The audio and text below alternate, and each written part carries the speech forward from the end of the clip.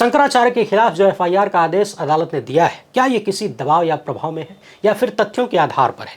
क्योंकि जब भी आप अदालत में किसी के खिलाफ आरोप लगाने जाते हैं तो आपके पास तथ्य होने चाहिए और उन्हीं तथ्यों को देखकर दिखाकर अदालत एफआईआर का आदेश देती है। मगर शंकराचार्य के केस में तथ्यों को लेकर बड़े सवाल उठ रहे हैं। कहा जा रहा है कि चौंकाने वाली बात है, अदालत ने प्रारंभिक काम तो किया ही नहीं।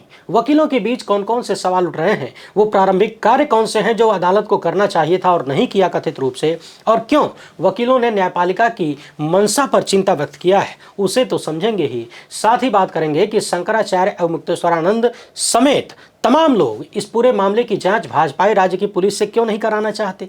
एक विशेष कहानी ये भी निकल कर आई है कि कथित रूप से सरकारी बाबा कहे जाने वाले रामभद्राचार्य के चेले ने शंकराचार्य पर यह मुकदमा दर्ज कराया है। चेले का अपना इतिहास क्या है और रामभद्राचार्य के चेले पर कितने सारे गंभीर मुकदमे पहले से दर्ज हैं, वो तो हमने कल वाली इस वीडियो में बताया था। अब रामभद्राचार्य के ही उत्तराधिकारी पर किस तरीके से साल 2022 में एक 13 साल के बच्चे ने यौन शोषण का आरोप लगाया था, पॉक्सो के तहत मुकदमा भी दर्ज हुआ था और उसमें कितने सारे तथ्य थे, वहां पुलिस ने ही मुकदमा दर्ज किया, अदालत जाने की जरूरत नहीं पड़ी, मगर फिर भी न्याय न मिलने की बात कही गई और बहुत कुछ हुआ। यानी जो रामभद्राचार्य कथित रूप से शंकराचार्य पर अपने चेले के माध्यम से मुकदमा करवा रहे हैं, उनका अपना उत्तराधिकारी यानी चेले की पोल तो पहले खुल चुकी है। अब उनके अपने उत्तराधिकारी का कथित इतिहास कैसा है वो भी देखेंगे।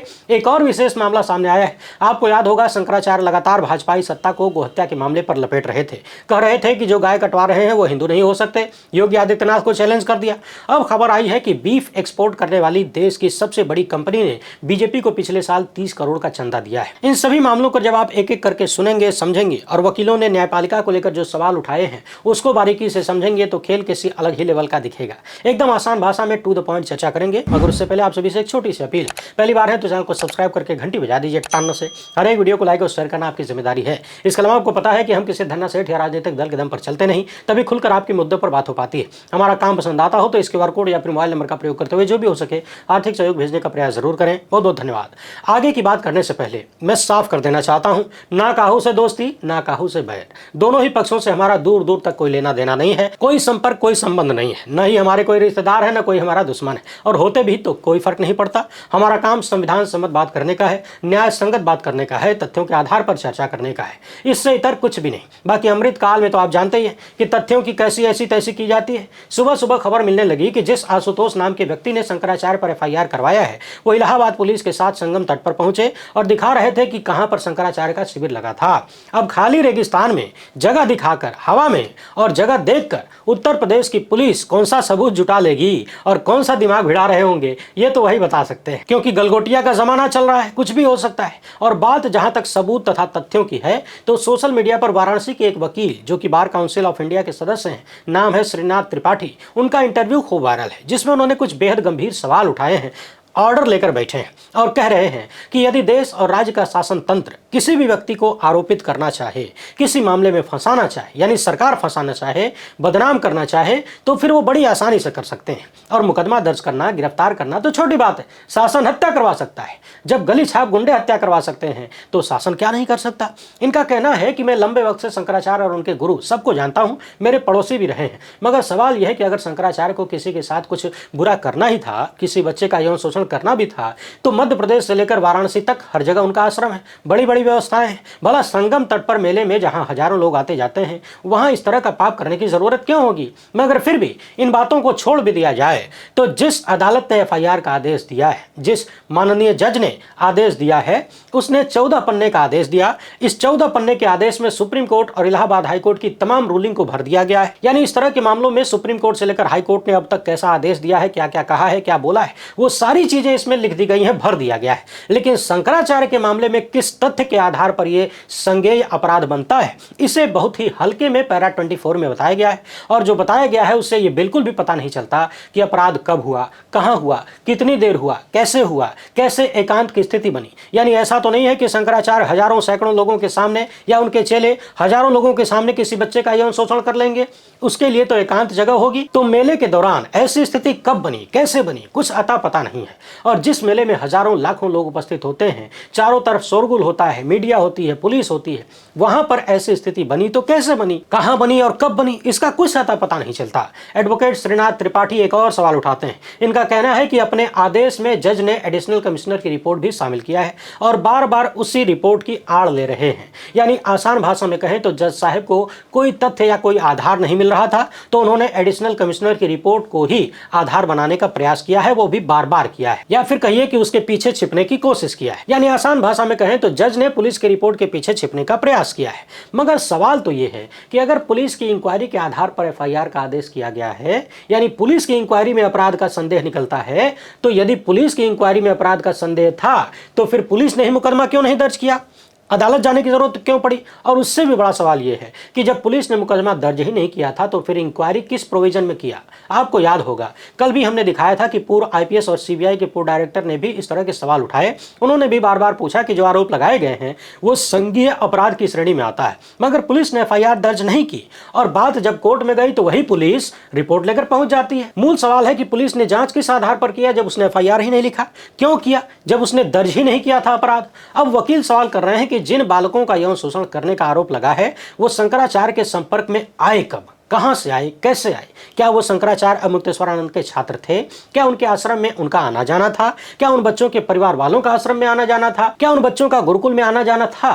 मूल सवाल यह बनता है कि वो बच्चे शंकराचार्य के संपर्क में कैसे आए, और प्रारंभिक जांच का विषय यही होना चाहिए था। परंतु पूरे ऑर्डर में यह बात कहीं भी नहीं बताई गई है कि बच्चों का संपर्क कैसे बना। वैसे ये सवाल बड़ा गंभीर है कि बच्चों का संपर्क शंकराचार्य से हुआ कैसे, हुआ कि नहीं हुआ, क्या ये आसमान से टपक पड़े? इन सवालों के जवाब आखिर क्यों नहीं है? और वकील पूछ रहे हैं कि यदि संपर्क नहीं था, संपर्क था ही नहीं, तो जाहिर सी बात है ये सारी कहानी गढ़ी गई है। हर तरफ ये सवाल हो रहा है कि आखिर ये बच्चे कहाँ के रहने वाले हैं? क्या शंकराचार्य के गुरुकुल से इनका कोई लेना देना था? और आज तो खुद शंकराचार्य ने भी कहा है कि जिन छात्रों के बारे में बात कही जा रही है वो हमारे गुरुकुल में कभी आए ही नहीं, उनका हमारे यहाँ कोई पंजीकरण यानी रजिस्ट्रेशन नहीं हुआ, न तो उन्होंने एडमिशन लिया है, न कभी वो हमारे यहाँ पढ़ने आए हैं। कोर्ट में मार्कशीट जमा हुई तो उससे पता चलता है कि ये हरदोई जिले में किसी विद्यालय के छात्र हैं, वहां पर पढ़े लिखे हैं, हमारा उनसे कोई लेना देना नहीं। अब सोचिए कि ये मसला कितना गंभीर है। जो बात शंकराचार्य कह रहे हैं कि उन छात्रों का इनके गुरुकुल से कोई लेना देना नहीं है, न तो वो कभी वहां आए, न उनका रजिस्ट्रेशन हुआ, न प्रवेश लिया,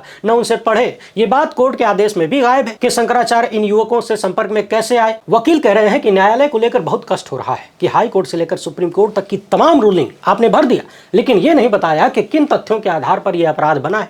यानी आपको कैसे पता चला कि अपराध हुआ है? संदेह कहां से निकलता है? कुछ तथ्य तो होगा। अदालतें जब भी इस तरह का आदेश करती हैं तो वो तथ्य बताती हैं। आपने तथ्य नहीं दिया, यानी आप गंभीर नहीं लग रहे हैं। आपने किसी सपोर्ट एविडेंस या मेडिकल एविडेंस की भी जिक्र नहीं किया है। वीडियो के बारे में खूब चर्चा हो रही है, लेकिन आदेश में ऐसे किसी वीडियो की बात नहीं है। जिन बच्चों को पीड़ित बताया जा रहा है उनका जो बयान रिकॉर्ड किया गया है, यानी उस वीडियो की चर्चा है। सवाल है कि क्या उन बच्चों के साथ शंकराचार्य का कोई वीडियो है? क्या किसी वीडियो में वो बच्चे शंकराचार्य के कमरे में या उनके आसपास नजर आ रहे हैं? क्या उनके शिविर में जाने का कोई वीडियो है? वकील का कहना है कि विरोध हमने देखा है, लेकिन इस लेवल पर गिरकर विरोध नहीं होना चाहिए। सोचा भी नहीं जा सकता कि इस तरह से किसी को अपमानित कर रहे हैं सरकार में बैठे लोग। अरे आप उन्हें जहाज से गिरा के मार दीजिए, जो चाहे कर लीजिए, लेकिन ऐसे लांछन मत लगाइए। मारना है मार दीजिए, हत्या कर दीजिए, लेकिन ये सब ठीक नहीं है। ऐसा लगता है कि न्यायालय ने भी तथ्यों पर गौर नहीं किया। यह आदेश किसी दबाव या प्रभाव में किया गया लगता है। यानी सोचिए कि देश के वकील भी हैरान हैं कि अदालत ने किस तथ्य को देखकर एफआईआर का आदेश दिया। अगर संपर्क में आने का कोई तथ्य नहीं है तो फिर बिना संपर्क में आए कोई किसी का यौन शोषण कैसे कर सकता है? क्या शंकराचार्य या उनके लोगों ने ऑनलाइन तरीके से यौन शोषण कर दिया? बाकी जिस व्यक्ति ने यानी रामभद्राचार्य के जिस चेले ने एफआईआर दर्ज करवाया है उनके बारे में क्या क्या पता चला है कि 21 मुकदमे दर्ज है, पूरी चार्जशीट है। ये वाली कथित रूप से सोशल मीडिया पर वायरल है। हमने पिछली ही वीडियो में विस्तार से बताया था, दिखाया था। अब शंकराचार्य का कहना है कि देश में 4 शंकराचार्य हैं जो सनातन धर्म की रक्षा करते आए हैं। अब सरकार ने उन सब पर हमला करना शुरू कर दिया है, लेकिन सच कभी समाप्त नहीं होता, वो बना रहता है। सरकार चाहती है कि हम ही सरकार रहें और हम ही धर्माचार्य रहें। उधर शंकराचार्य समेत तमाम संतों का कहना है कि यूपी पुलिस की जांच पर उनको भरोसा नहीं। ये जांच दूसरे प्रदेश की पुलिस द्वारा करवाई जानी चाहिए जहां पर भाजपा की सरकार न हो, क्योंकि भाजपा की सरकारों पर और उनकी पुलिस पर ईमानदारी पूर्ण जांच का यकीन नहीं किया जा सकता।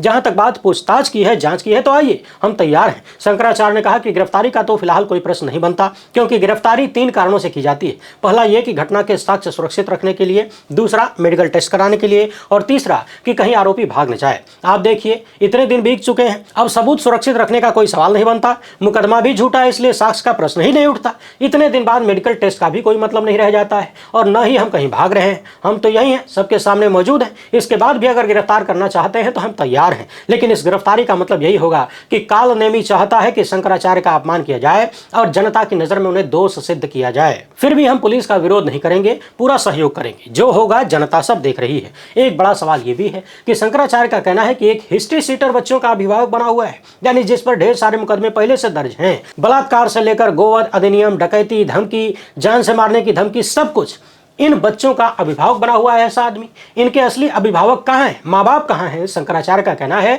कि हम गौ माता की आवाज उठा रहे हैं और इस आवाज को योगी आदित्यनाथ बंद करना चाहते हैं, क्योंकि वो गौहत्या को बड़े पैमाने पर करवा रहे हैं, यानी भाजपा सरकार पर गौहत्या करवाने का आरोप लगा रहा है। शंकराचार्य बार बार पूछ रहे हैं कि बच्चों के असली माँ बाप कहाँ हैं, जुवेनाइल बोर्ड कहाँ है? बच्चों की बात कही जा रही है, लेकिन जुवेनाइल बोर्ड ने अपनी अभिरक्षा में अभी तक इन्हें नहीं रखा है।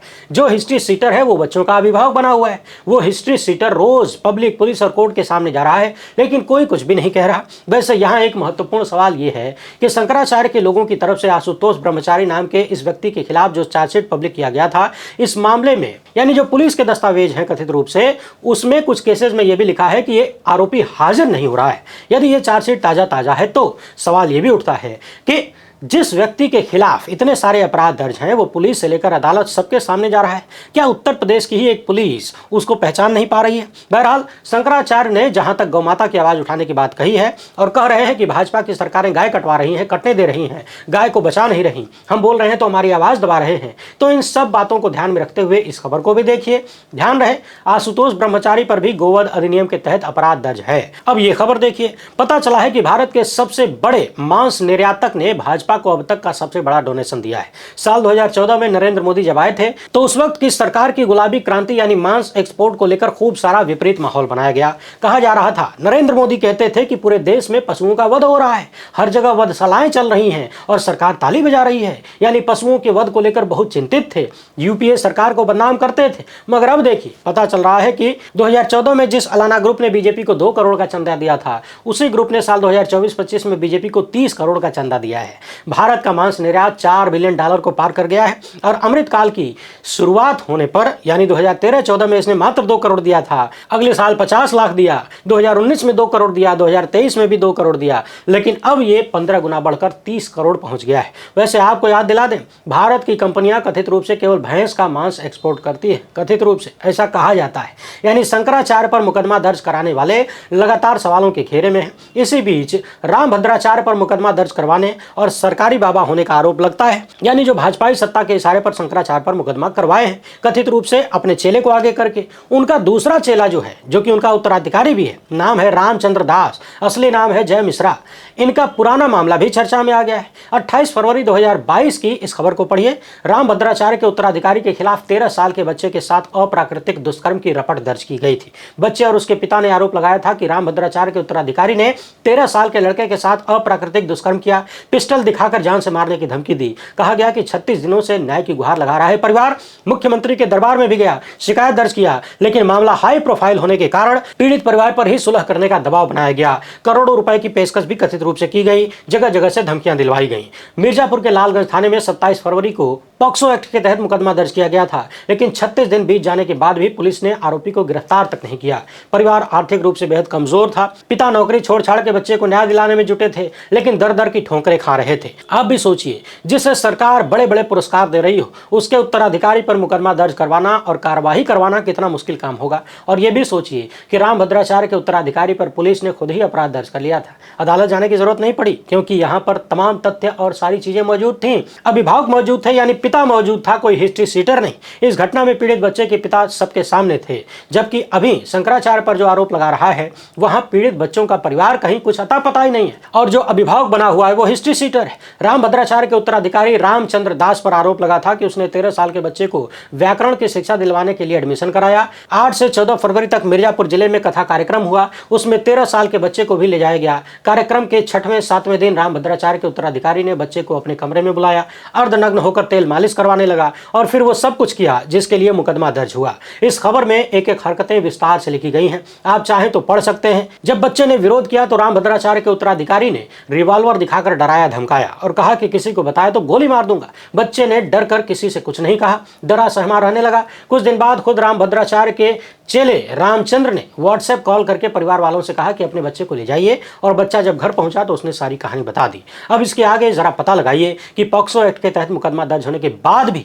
रामभद्राचार्य के चेले पर कोई एक्शन हुआ कि नहीं। एक्शन हुआ तो क्या हुआ, क्या उसकी गिरफ्तारी हुई, मामला कहां तक पहुंचा है, जरा पता लगाइए। या फिर सरकारी बाबा होने का लाभ भरपूर मिल गया है, मिल चुका है। वीडियो रिकॉर्ड होने तक खबर मिल रही थी कि प्रयागराज पुलिस वाराणसी के लिए रवाना हो चुकी है। शंकराचार्य का कहना है कि पुलिस का स्वागत है, जो पूछना है, जो जांच करनी है करें। अरे उनसे ज्यादा तो हमें इंतजार है कि जल्दी जांच हो और तथ्य सामने आए, सच सामने आए। बाकी जहां तक गाय काटने कटवाने का आरोप है तो याद दिला दें कि एक सिस्टम भी होता है। जिस चीज पर एकाधिकार करना हो, यानी अपना संपूर्ण कंट्रोल करना हो, उस पर तरह तरह से बैन लगा दिए जाते हैं, या फिर जिस चीज से ज्यादा माल कमाना हो उस पर भी बैन लगा दिया जाता है। उदाहरण के रूप में आप शराबबंदी को ही ले लीजिए। जिन जिन राज्यों में शराबबंदी है वहां पर आए दिन लोग जहरीली शराब पीकर मर जाते हैं। सबको पता है कि जो पीने वाला है उसे डिलीवरी चाहिए, वो कहीं ना कहीं जुगाड़ करिए लेगा, और जुगाड़ नहीं हो पाएगा तो नकली बना देंगे, घर में बना देंगे, लेकिन सप्लाई कर देंगे। शायद शराबबंदी होने पर इतने लोग नकली शराब पीकर न मरते जितना शराबबंदी के बाद मर रहे हैं। लोग कह रहे हैं कि दोहरी लूट चल रही है, एक तो 100 की दारू 300 में मिलती है, दूसरे नकली पी के भी लोग लुढ़क जाते हैं।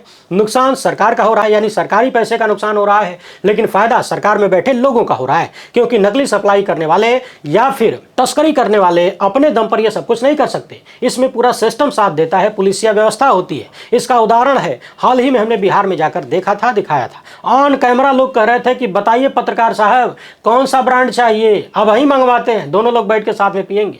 वैसे आपको क्या लगता है, शंकराचार्य पर मुकदमा तथ्यों के आधार पर किया गया है या फिर विरोध करने और सवाल करने के लिए किया गया है, सबक सिखाने के लिए? क्योंकि इन्होंने ही बार बार कुंभ में भगदड़ का मामला हो, अधूरे मंदिर में प्राण प्रतिष्ठा का मामला हो, या फिर गाय बचाने का मामला, हर बार भाजपाई सत्ता से टक्कर लिया है और सरकार को जिम्मेदार ठहराया है, जवाबदेही की मांग किया है। तो आपको क्या लगता है कि पूरा माहौल सिर्फ डराने धमकाने का है, काबू में लाने का है? इसमें क्या पूरी व्यवस्था शामिल है? क्योंकि वकील जो आरोप लगा रहे हैं, जो सवाल उठा रहे हैं, वो बड़े गंभीर हैं। अपना जवाब कमेंट बॉक्स में जरूर लिखिएगा। पहली बार है तो चैनल को सब्सक्राइब कर लीजिए। हमसे जुड़ने के लिए बहुत बहुत धन्यवाद।